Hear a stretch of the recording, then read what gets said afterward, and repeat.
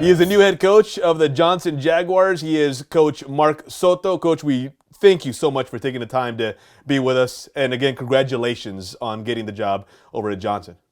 Well, I appreciate you having me. Thank you very much. All right, Coach. So obviously, whenever you make a move like this, huge. But can you speak to what it's like to take a job and such a big job under the circumstances that we're in right now? It's a pressure-filled situation. I mean, you've got a lot of stuff going on in high school football and high school athletics right now, and it's not a great time to leave. Kids have a lot of anxiety about being home and not knowing whether their seasons are going to go on in the spring seasons and what they're going to do in the summer, and all kinds of feelings are going on with them. So it is tough to kind of make a move during this hiatus, this quarantine. And it did weigh heavily on me for sure.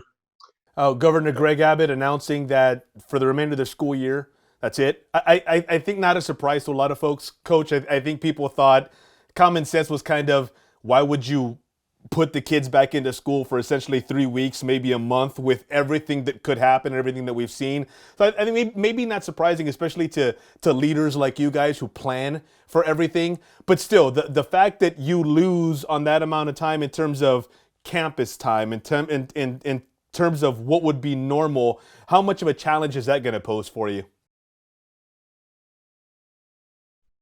Well, I'll tell you what, everybody is on the same playing field. So that's one good thing as far as coaches. There's nobody that has a hand up or anything like that.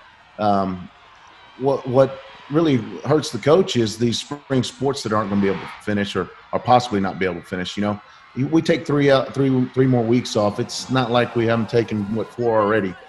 So as long as our workouts are continued in the summer, I think most coaches in San Antonio area are okay with what's going on because it keeps kids safe. And if we're keeping kids safe, then we have to do it. There's no argument about it.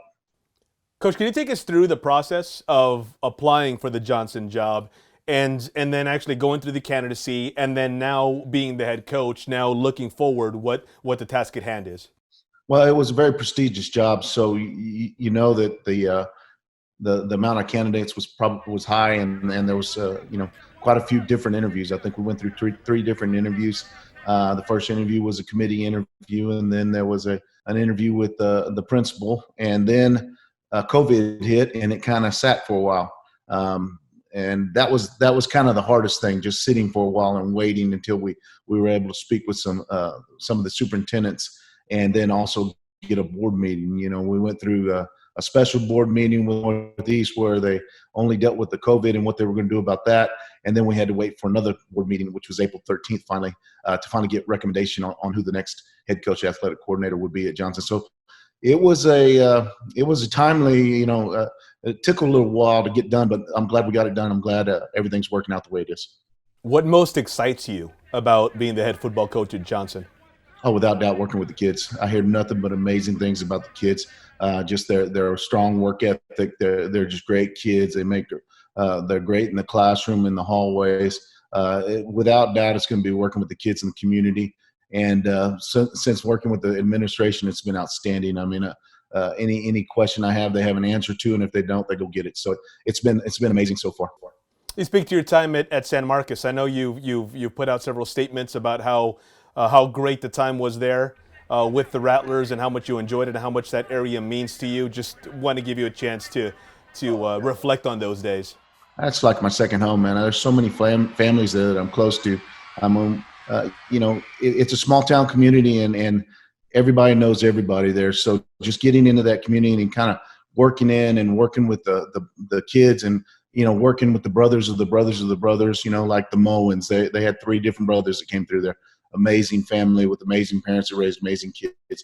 The Bondas, same thing. They were two-sport family. They wrestled and they played football, and it was like they were like the Von Erichs of San Marcos. Then you had the Morenos, same thing. They were wrestlers and they were football players. And then you had all the baseball players that played both football and baseball. Everybody was multiple sport guys. So just being around all those kids, and the different families, it was amazing. You had the De La Rosas that the mom was the Booster Club president, and her sons went through there, and they were just amazing, helping with whatever they could. The Arredondos, same thing.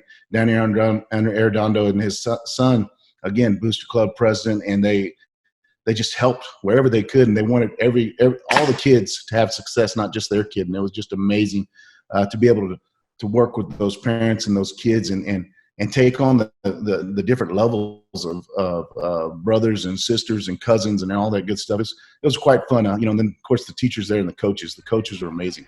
I mean, they gave and gave and gave, and they never said no to anything we asked them to do. And that was pretty impressive because they were there for the kids. They were there for the right reasons. And then the administration, I mean, they made decisions based on kids. They didn't make the most popular decision all the time, but it benefited the kids, and that was important to me. And you arrive at Judson Johnson, I should say, with some pedigree because, and this is where I was going to say Judson right now, because of your days at Judson. Coach, how much does that, being a part of Rocket pride and that lasting legacy, how much does that help prepare for such a big job like the Johnson one? Well, I think I was preparing for this job for a long time. Coming up through the Judson ranks as a player under D.W. Rutledge, you learn how to coach. You sit there and watch, and you want to be that guy so bad, and then you go through into your career, and you're around coaches like Phil Danaher and David Sanchez and Jim Rackley and Phil Camp and Mark Smith. I mean, you're around some great coaches, and you're sitting there and just kind of picking the best of the best, and that was probably the best thing of kind of coming up as a coach in the last 24 years. I got to pick from the best, and just kind of whittle that into the program that we have and that we'll institute at Johnson High School. And then just taking what Coach Ritterman has done over there. He's done an amazing job. I mean, he has left a sustaining program. So, the changes are not going to be as big as everybody thinks they would be because he's got a great program there, and those kids know how to do it. So you just come in there and you kind of tweak what you can and infuse the great ideas that you've learned through the years and build upon what he's already built. So I think it's going to be really neat. I think the kids are going to get along, with the style that I'm going to bring, the energy that I'm going to bring to the field house and to the field and things like that. And I think it's just going to be a good melting pot of a lot of great things that we've learned through the years. You mentioned the style, Coach. For those who aren't familiar with your style and maybe didn't get a chance to catch San Marcos routinely, and for those who at Johnson who are maybe casual fans, what can they expect that style to be? What's a Coach Mark Soto football team look like?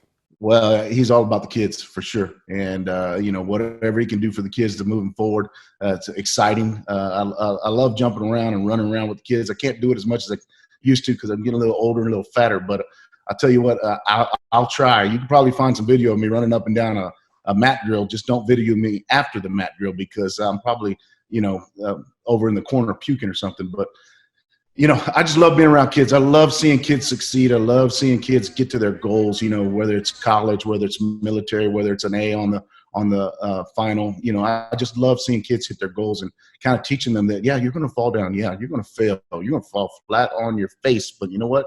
You're going to get back up and you're going to be okay.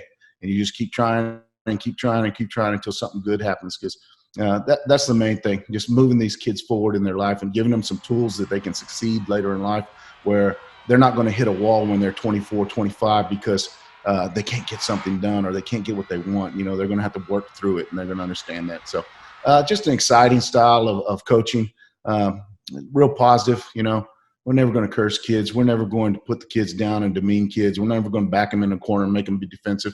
We're going to challenge them, and I'm going to coach them with some tough love. But they're going to know that they're respected 100% of the time. Well, Coach, we appreciate the time. Thank you so much. Again, congratulations and best of luck through what is going to be the most uncertain of summers in terms of what we're all dealing with. But if there's anyone who's up for it and taking over a new school, it is you. Congratulations and best of luck going forward. Hey, I appreciate you, Hector. Thank you for the time.